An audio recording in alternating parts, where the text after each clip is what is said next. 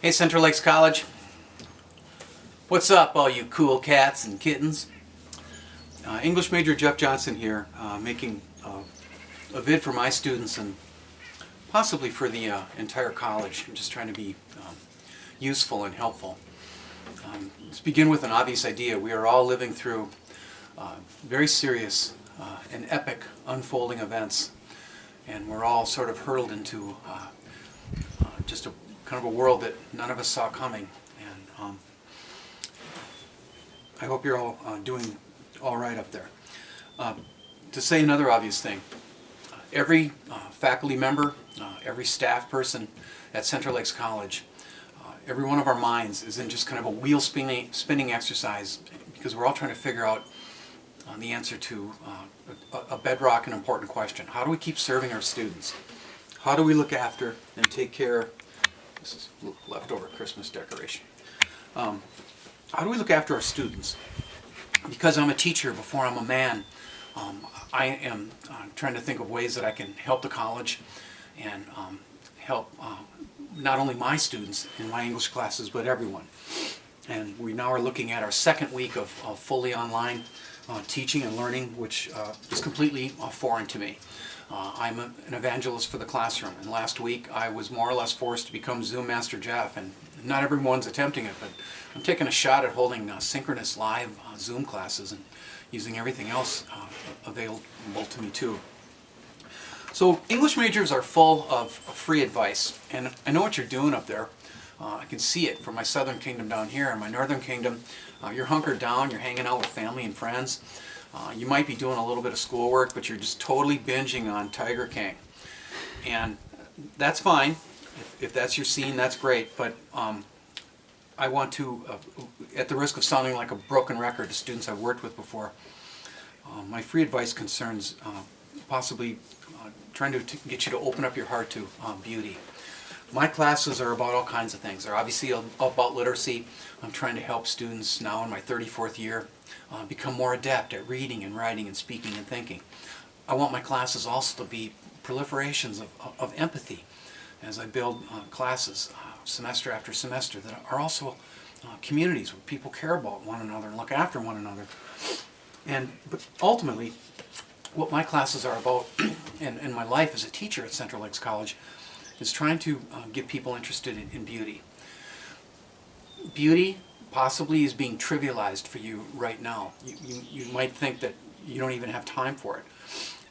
But I think it's really important, especially in times like these, as the Foo Fighters once sang, to just find a little time in our life, carve a little time in our lives out for it. Now, among the poverties of my life this spring as the director of Verse Like Water, I was unable to host the American poet Tina Chang on March 24th. She would have been the 25th poet of my series. And just as heartbreaking, if not a little worse, I was unable to host in the month of April, National Poetry Month. I was unable to host Adam Zagajewski. He's one of my literary heroes. He's one of the greatest living poets. And I had the idea that one of the things that I might do today for you is read a poem, one from Tina Chang's new book, Hybrida. I'd also like to read the most important poem in my entire life, which is Adam Zagajewski's Try to Praise the Mutilated World. You know, Tina's a friend, so yesterday I was thinking, you know, how if I just contact her and ask her if she'd be willing to shoot a little vid with her phone and read one of the poems from her new book. Then I realized, you know what, she has a young child, she's in New York where the flu is raging like a fire. I put the word out there to her, but I have a hunch she's not going to be able to find time for it. So just very simply, just to offer you a little bit of beauty, I'd like to read two poems, and then I've got some larger comments for you and just more suggestions, more free advice. By now our bookstore people have already sent these books back, and that's okay. The good news about Verse Like Water is that I get to keep all my funding. All the grantees in Minnesota get their funding for another year and a half, so I'm in pretty good shape for next year when the pandemic hopefully goes the way of all pandemics. Tina Chang. At the end of the road was a sun. Once there were 3 children, all with different fates. One was bound to say yes all his life. head in books, hand open for blistered discipline. When the slap came down, he looked out the window toward a country he couldn't name. The second child spoke of the dream state where nothing could be held down. He headed out at morning, worked till his sweat made an ocean of wonder, something blue but never forgotten. He was the wild earth, growing without limit or reason. The third child ran away, wreathed and cursed at history. He was nothing if not righteous. I can see him now, standing in the field, ready to run but not ruin, ready to wrap his fists to throat to be free. I love this son more than anything. Now my son, no longer. This is my all-time favorite poem. Try to praise the mutilated world. Try to praise the mutilated world. Remember June's long days and wild strawberries, drops of rosé wine, the nettles that methodically overgrow the abandoned homesteads of exiles. You must praise the mutilated world. You watched the stylish yachts and ships. One of them had a long trip ahead of it, while salty oblivion awaited others. You've seen the refugees going nowhere.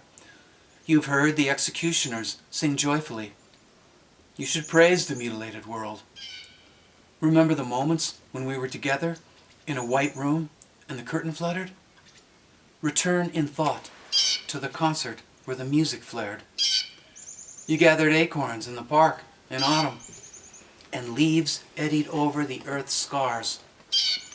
Praise the mutilated world, and the gray feather a thrush lost, and the gentle light that strays and vanishes and returns.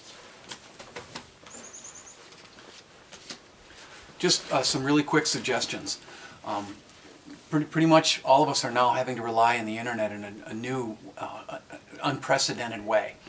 And it's not easy for me to recommend that you spend more time looking at screens, but I'm just going to offer you a few suggestions, a few alternatives to Tiger King or Star Trek or whatever you are just binging away on.